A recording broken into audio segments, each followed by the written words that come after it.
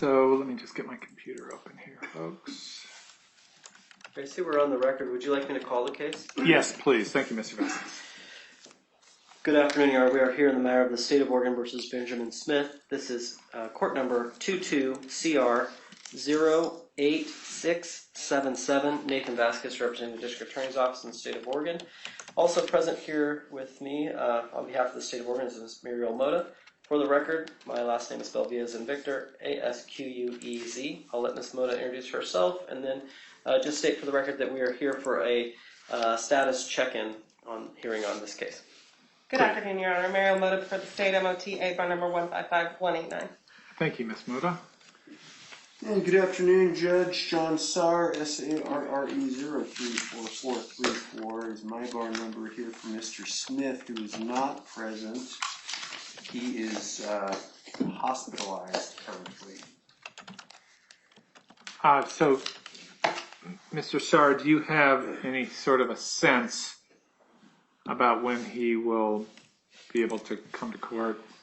I really don't, Judge. And there's he has been in the hospital, as you know, since our previous status check, which I believe was on the 14th, the 13th. He had been there previously, I think about 3 or 4 days prior to that. So he's been there since, excuse me, about the 10th of May? Yes, since about the 10th of April, Judge. Excuse me, okay. And I do not know when he's going to be back. I have some information which I probably do not or cannot share on the record, but at this point I don't know when he will be back. I can say that the jail does not give me advance notice when someone's going to be transported, and unfortunately I don't think my client has advance notice, so he can't give me a heads up when he's going to go.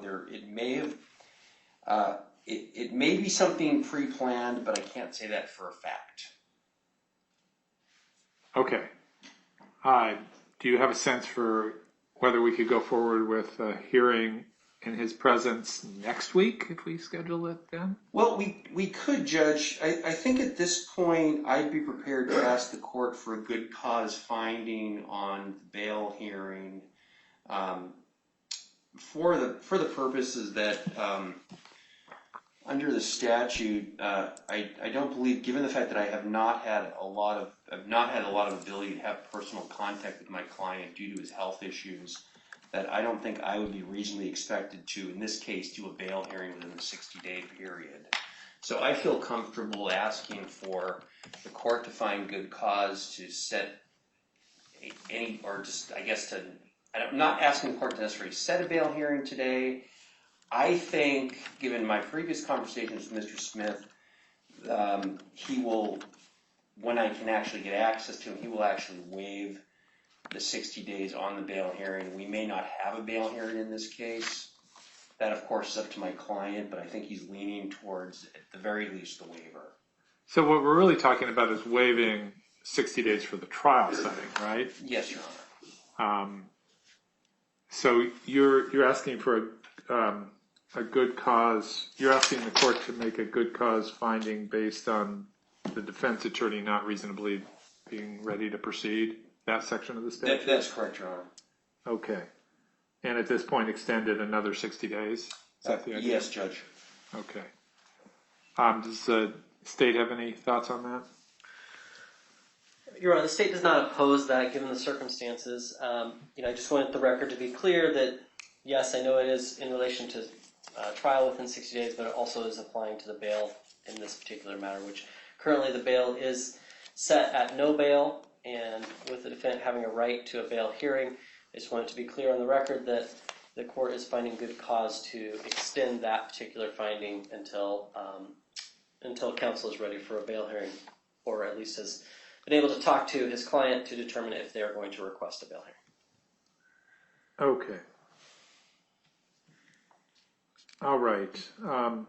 So I will go ahead and make a good cause finding under ORS 136.295 sub 4B I guess it's small b and then capital C, to the effect that Mr. Sarr cannot reasonably be expected to try this case within 60 days because of the fact that his client has not been physically able to participate in helping him prepare a defense due to hospitalization.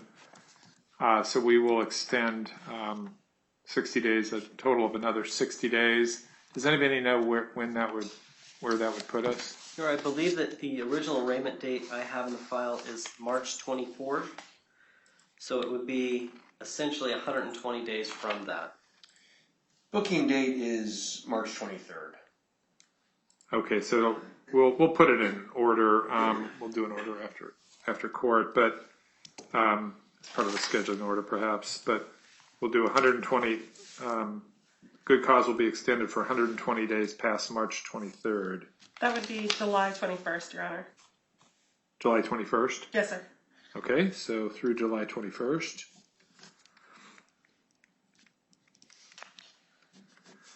And the court will also find good cause to continue any bail hearing for that same period of time. But we can obviously have the bail hearing much sooner, I would anticipate, assuming the defendant comes back into better health and is housed here locally where he can appear in court. So at this point, Mr. Sarr, I assume you don't want to schedule a bail hearing. There's no reason to schedule a trial at this point. Is that correct? I would say yes to both, Judge. Okay. Does the state want to schedule a trial? We could. We would like to have a trial, and I base that on, I know that the victims are very interested in seeing this proceed and move forward, as is the state. I'm sure defense counsel is as well. It's just a matter of having contact with this client. But you want to set a trial date to commence prior to July 21st? At this point, it can always be continued. We can, Your Honor, with the understanding that will likely need to be revisited to be continued. Yeah, probably from my perspective too. Unless we have to do it within 120 days for some reason.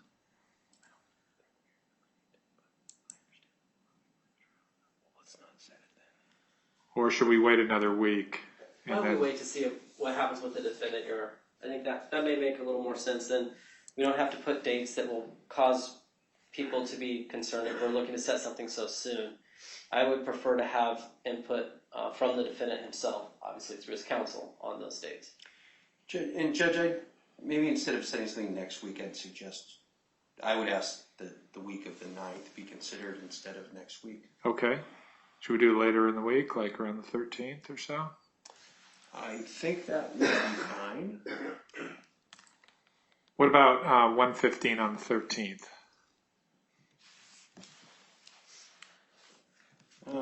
Yeah, I can do that. Oh, I'm sorry. I misspoke. I cannot do the 13th. I can do the 12th, though, if the court's available. We have a 1:30 sentencing. Okay, so I could do 2:30 on the 12th or thereafter. Could we do 3? I have a JSC at 2. Or if the court has at 1 o'clock, I don't think this is going to take very long. Any of those times work for the state, Your Honor? Would 1 o'clock be better for you, Mr. Sarr? 1 o'clock would be ideal, Judge. Okay, The so court has it. 5. So we're talking about May 12th at 1 o'clock for status. And hopefully the defendant will be able to be transported at that time. Is there anything else that we should discuss today? Is Mr. Sarr able to meet with his client even though he's at the hospital? Has that been a limitation? There's been a limitation. Could the court potentially order that? Then we could work with the jail. I just want to make sure that Mr. Sarr has all access necessary to his client. Do you want me to make such an order, Mr. Sarr, or are you thinking you'll be able to see him soon enough. Well, I don't know if this is a relatively new situation for me, so I'm not sure. I can tell the court that the jail is not willing to give any kind of information, and I've run into similar obstacles with OHSU, so I'm not sure how I'm. So they won't share his location, that sort of thing? That's correct, yes. You're not asking me to make an order at this point? Well, certainly it can, I guess it can't hurt. Okay. The two things that are, in my understanding of what are happening is, yes, there's generally HIPAA out there, and people get very concerned because they don't want to read and go through all of the things that HIPAA requires. A court order does generally bypass HIPAA concerns. And then the other one is a security concern from the sheriff's office. I believe there's likely an issue because it's a non-secure environment and things of that nature. So that would be what I would assume are the two driving concerns. Each of those, I think, with particularly the HIPAA thing, I believe is less of a concern, but I would think the security one is something that if the sheriff's office put a tiny bit of time and effort into working with defense counsel, I believe that could be ameliorated. Okay. And I'm happy to work with defense counsel and the sheriff's office to try to make any proper connections or get Mr. Starr any information he needs to make that happen.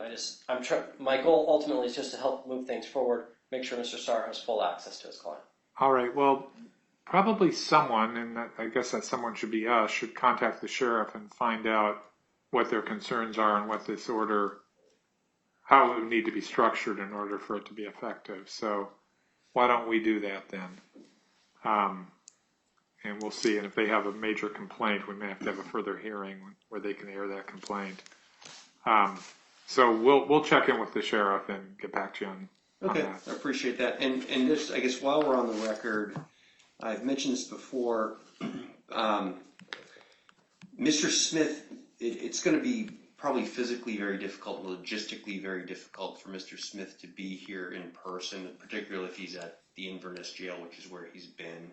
So I would ask the court to consider a remote appearance on Mr. Smith. I have a feeling he's not going to be any better when he gets released from the hospital, should he be released between now and May 12th. Yeah, so there's relatively limited facility for the remote appearance from Inverness, but there is one room, right, Mr. Walker? Yes, Your Honor, and it's just a matter of getting approval from the head of the department. It shouldn't be a problem. Yeah, I think they'd rather set up a remote appearance than figure out how to transport him here. So I think we'll be able to do that. Okay, thank you. And the state has no objection to that, Your Honor, at this time. All right.